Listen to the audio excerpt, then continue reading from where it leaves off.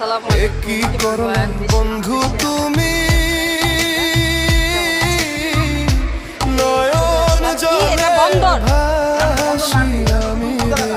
আমি চলে আসছি নবীগঞ্জ তোমার লাগি কানতে কানতে দুই চোখ খেয়াঘাট নবীগঞ্জ খেয়াঘাটে চলে আসছি তোমার লাগি কানতে কানতে দুই চোখ হইল রে।